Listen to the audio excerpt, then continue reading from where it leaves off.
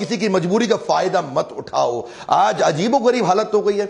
मैं basic fundamental बात करना चाहता हूं। मैं बिजनेस कोच हूं, बात बिजनेस की करूंगा। हमारे देश के डॉक्टर को पैसा कमाने का अधिकार है, लेकिन इनको ना पैसा कमाना आता नहीं है। इनको यह नहीं पता कि बिजनेस वॉल्यूम बढ़ा के स्केलेबल मॉडल बिल्ड करके बहुत पैसा आराम से जिम्मेदारी के साथ एथिकली कमाया जा सकता है। इनको क्या है, इनको तो पैथोलॉजिकल लैब से भी पैसा चाहिए, इनको तो एम्बुलेंस से रेफरेंस का पेशेंट उससे भी पैसा चाहिए।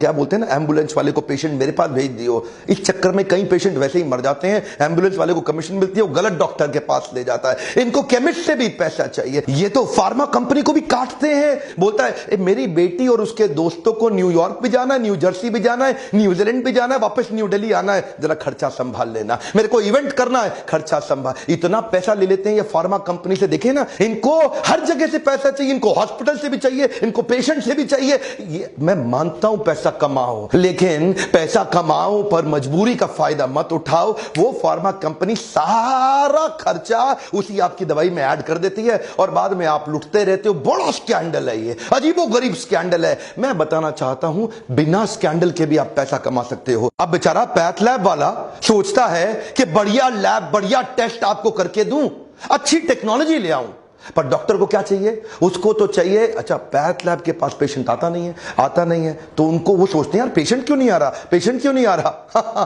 तब उन्हें पता चला डॉक्टर के पास जाओ, वो भेजेगा। अब वो डॉक्टर के पास जाते हैं, पेशेंट भेज यार, पेशेंट भेज, मुझको क्या मिलेगा? क्या चाहिए? 50% लूंगा पूरे बिल का। सुपर स्पेशलिटी वाला डॉक्टर है ना, 60% तक ले लेगा आपसे। जो आपका लैब का एक्चुअल टेस्ट की जरूरत थी वो भी नहीं होगा। ये होता है बेसिन टेस्ट। बेसिन टेस्ट क्या होता है? खून निकालो, वॉश बेसिन में डाल दो।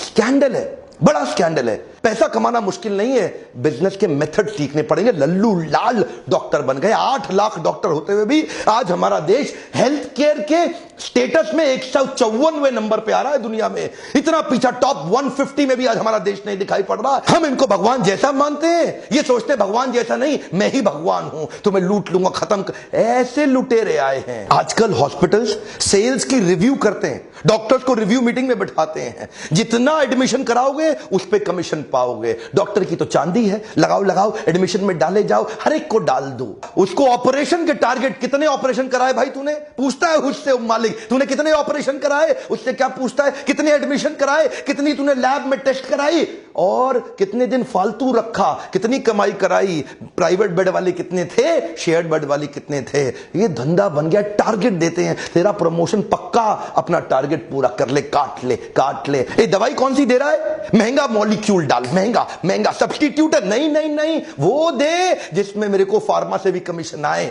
हर तरह से, अरे हर तरफ से।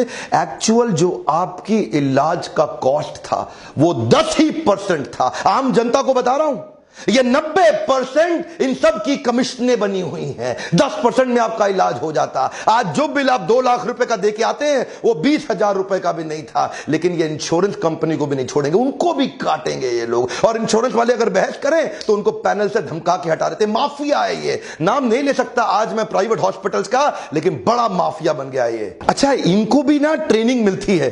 इनकी ट्रेनिंग क्या है? डॉक्टर्स को थोड़ा पेशेंट को डरा दो, पहले जबरदस्ती मत करो, थोड़ा पहले पेशेंट को डरा दो। एक बार डरा दो फिर देगा आपको पैसा। उसको जिंदगी, रिश्ते, अपने माता पिता, प्यारे जो मर्जी ले लो, जबरदस्ती मत बोलो। पहले थोड़ा डराओ पेशेंट को, हल्का सा धमकाओ पेशेंट को कि तू बड़ा नुकसान होने। वो अच्छा डॉक्टर साहब जो कहते हो कर लो डॉक्टर साहब। आज ये एक झटके में जिंदगी भर की सेविंग भी खा जाते हैं आपकी। शर्म नहीं आती इनको। आपको पता है 2010 से पहले हमारे देश में एक गर्भवती मां के केवल 8.5% गर्भवती माओं के सिजेरियन हो रहे थे। आज तो क्या कहते हैं, रिस्क है जी, बड़ा रिस्क है। एक्चुअली सिजेरियन की प्रैक्टिस आई थी कि जब लाइफ एंड डेथ का मामला हो जाए तब करना है, पर यहां पे शहरों में 40% सिजेरियन हो रहे हैं। डॉक्टर कोई ना कोई तरीका निकाल, टारगेट दे दिए ना। डॉक्टर वो लोग कह रहे हैं कि जब तक नॉर्मल डिलीवरी हो नहीं जाती वो लोग वेट करेंगे। अरे नॉर्मल डिलीवरी होएगा तो बेटा हॉस्पिटल में माल कहाँ से आएगा? हा? और तुम्हारा सैलरी कहाँ से आएगा? Normal delivery is not possible, you must go for C section. Wait करेगा तो हम रिस्पॉन्सिबल नहीं होगा। उनको 2-4 बड़ा मेडिकल टर्म्स चिपकाने का, ये प्राइवेट हॉस्पिटल जो ब्रांडेड हॉस्पिटल टारगेट दिए हुए हैं, कितने सिजेरियन, तेरे कितने, बोला मेरे इतने, तेरे कितने, ये परफॉर्मर निकला है, हा इसको प्रमोट करो। धंधा बदल गया है, कॉर्पोरेट बना दिया इन्होंने। आज वो फेमस केस देखते हैं ना आप, किसी को उल्टी आ जाती है, 15 रुपए के ORS से काम चल जाता, पर ये क्या करेगा, ए तेरा अपेंडिक्स फट गया है, तेरा तो अपेंडिक्स फट गया है, अब क्या होगा, कुछ नहीं, छोटा सा ऑपरेशन है, बस 1.5 लाख रुपए का बिल, एक चीरा लगाया और चीरा बंद किया, हो गया खत्म काम। एक्चुअली मैं केवल नेगेटिव बात नहीं करूंगा, देवी प्रसाद शेट्टी के बारे में पूरा देश जानता है, पद्मश्री के बाद पद्म भूषण भी मिला इनको, 23 अस्पताल बना दिए इन्होंने, 7 हार्ट सेंटर्स भी तैयार किए। ये इकोनॉमीज ऑफ स्केल पे काम करते हैं, करके दिखा रहे हैं, पॉजिटिव केस स्टडी है, ये इकोनॉमीज ऑफ स्केल पे काम करते हैं। ये क्या कहते हैं, ये कहते हैं हेनरी फोर्ड, उन्होंने पहली बार असेंबली लाइन बनाई गाड़ी की, एक जगह पे खड़े होने की जगह असेंबली लाइन में आदमी आगे, गाड़ी आगे बढ़ती रहती है, हर आदमी ऑपरेटर वर्कर अपना अपना चीज ऐड करता जाता है, कोई दरवाजा फिट करता है, कोई शीशा फिट करता है, कोई टायर फिट करता है, कोई मडगार्ड, सब अपना अपना काम कर रहे हैं ना। इन्होंने ऐसा ही किया, इन्होंने कहा कि पहली बार असेंबली लाइन बना देंगे ओपन हार्ट सर्जरी के अंदर, अलग अलग डॉक्टर्स को अलग तेजी से हाईएस्ट स्पीड पर रिकॉर्ड तोड़ तरीके से ये स्पीड से ऑपरेशन करते हैं। बोला ज्यादा ऑपरेशन कर दो, कॉस्ट कम आ जाएगी, क्यों पेशेंट को लूटते हो, प्रॉफिट तो वैसे भी कमा लेंगे। 250 करोड़ रुपए इन्होंने पिछले 3 साल में कमाए, $1 बिलियन का वैल्यूएशन हुआ इनके आईपीओ में। कोई भी मेडिकल हिस्ट्री के अंदर हमारे देश में इतने बड़े ऑपरेशन, अरे कमाल हो गया भाई, इतनी स्पीड से कर रहे हैं, क्या नोट नहीं छाप रहे, छाप रहे हैं, लेकिन ईमानदारी से छाप रहे हैं। इनके अस्पताल में 14,000 वर्कर हो गए हैं, वॉल्यूम बढ़ाने पे फोकस किया, वैल्यू नहीं, कम ऑन, वैल्यूएबल के पीछे नहीं भाग रहे हैं, वॉल्यूम बढ़ा दो। बोला एक लाइन से सारे डॉक्टर्स के अलग अलग अलग अलग रोल्स बना दिए, ये खोलेगा, ये बंद करेगा, ये लिटाएगा, ये एनेस्थीसिया देगा, स्पीड से ठक ठक ठक ठक ठक ठक ठक, ऐसा 300 ऑपरेशन एक दिन में कर डालते हैं। क्या स्पीड ले आए, इनको पता है भारत देश में हॉस्पिटल का धंधा एथिकली करना आसान है, इतनी बड़ी पॉपुलेशन है, इतनी बड़ी पॉपुलेशन है, अरे वॉल्यूम बढ़ाने के बारे में सोचो, अरे स्केलेबल मॉडल के बारे में सोचो, इतना आसान। गोविंदप्पा वेंकटस्वामी अरविंद आई केयर हॉस्पिटल, मैकडॉनल्ड से सीखा इन्होंने, बोला मैकडॉनल्ड 1 बिलियन बर्गर बना दिया।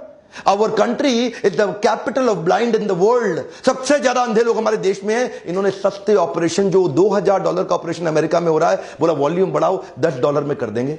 जहां बाकी डॉक्टर्स अपने पेशेंट्स के घर बार, पैसा, सोना, जमीन सब लूट लेते हैं, ये गोविंदप्पा वेंकटस्वामी ने अपने घर, जमीन और ज्वेलरी को गिरवी रख के अरविंद आई केयर चालू किया है ना। आपके सामने एग्जांपल्स हैं, टाटा मेमोरियल हॉस्पिटल, ये भी तो एग्जांपल है अपने सामने। ये लोग क्या करते हैं, ये 2 सेक्शन में डिवाइड कर देते हैं। एक सेक्शन बहुत बड़ा रखते हैं ऑर्डिनरी केयर का, जो जनरल केयर है, जिसमें सबको सर्विस देते हैं लगभग फ्री में, और दूसरी तरफ थोड़ा सा प्रीमियम सेक्शन रखते हैं, लोगों से जिनके पास पैसा है उनसे चार्ज करो और बाकियों की फ्री सेवा। टाटा मेमोरियल हॉस्पिटल ने कमाल कर दिया, जो कैंसर की दवाई 1 लाख रुपए महीने की थी, टाटा मेमोरियल हॉस्पिटल ने वॉल्यूम बढ़ाने के चक्कर में उसकी तैयारी कर रहा है कि 1,000 रुपए महीने में, 1 लाख की कॉस्ट, 1,000 रुपए महीना। संभव है, संभव है, सब कर सकते हैं, आप भी कर सकते हैं। इसीलिए मैं कह रहा हूं कि बिजनेस कर